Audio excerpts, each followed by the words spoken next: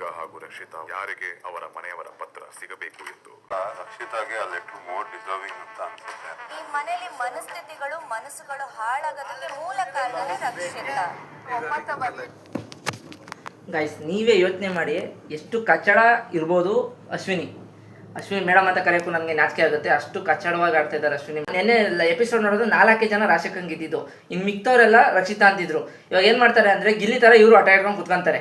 ಗಿಲ್ಲಿ ಹೋದ್ವಾರ ಮಾಡಿದಾಗ ಗೊತ್ತಾ ಆ ಥರ ಆಟ ಇಟ್ಕೊಂಡು ಕುತ್ಕೊಂಡು ರಾಶಿಕಂಗೆ ಸಿಗೋ ಥರ ಮಾಡ್ತಾರೆ ಅಂತ ನನಗೆ ಅನಿಸ್ತಾ ಇದೆ. ಯಾಕಂದರೆ ಇನ್ನೊಂದು ಕಡೆ ಅನಿಸ್ತಾ ಇದೆ ಗಿಲ್ಲಿ ಮತ್ತು ರಘು ಬಿಟ್ಟು ಕೊಡೋದು ಚಾನ್ಸೇ ಇಲ್ಲ ಅಂತಲೂ ಅನಿಸ್ತಾ ಇದೆ. ನನಗೆ ಯಾಕೋ ಇಬ್ರದ್ದು ಲೆಟರ್ ಸಿಗಲ್ಲ ಅನಿಸ್ತಾ ಇದೆ. ಯಾಕಂದರೆ ಇವಳು ಕುತಂತ್ರಿ ಅಶ್ವಿನಿ ಮಾಡೋ ಕೆಲಸ ಎಲ್ಲ ಇಂಥದ್ದೇ. ಏನು ಮಾಡ್ಬಿಡ್ತಾರೆ ಇವಾಗ ಅಶ್ವಿನಿ ಕಡೆ ಏನು ಮಾಡೋದು ಕಾಕ್ರೋಚ್ ಬಂದ್ಬಿಡ್ತಾನೆ. ಆಮೇಲೆ ಇನ್ನೊಬ್ಬ ಯಾರೋ ಧ್ರುವಂತು ಅತ್ಲಾಗೂ ಇಲ್ಲ ಇತ್ಲಾಗಿಲ್ಲ ಸೆಂಟ್ರಲ್ ಆಡ್ತಾವನಲ್ಲ ಅವ್ನು ಬಂದ್ಬಿಡ್ತಾನೆ. ಏನು ಆಡ್ತಾವ್ರಿ ಇವರೆಲ್ಲ. ಆಮೇಲೆ ಏನೋ ಹೊರಗಡೆಯಿಂದ ಒಂದು ನೋಡಿ ರಾಶಿಕಂಗೆ ಹೋದ ವಾರ ಹೊರಗಡೆಯಿಂದ ಒಂದು ಫೋನ್ ಕಾಲಾರು ಬಂದೈತೆ, ಮಾತಾಡೋರು ರಕ್ಷಿತಾ ಮಾಡಿಲ್ಲ. ಒಂದು ಫೋನ್ ಕಾಲ್ದಾರು ಸೌಂಡಾರು ಕೇಳಿಸ್ಕೊಂಡವ್ರೆ ಅವರು. ಪಾಪ ರಕ್ಷಿತಂಗೆ ಅದು ಬಂದೇ ಇಲ್ಲ. ನಿಮ್ಗೆ ಏನು ಅನಿಸುತ್ತೆ ಕಮೆಂಟ್ ಮಾಡಿ. ನನ್ನ ಅನಿಸಿಕೆ ಇದು.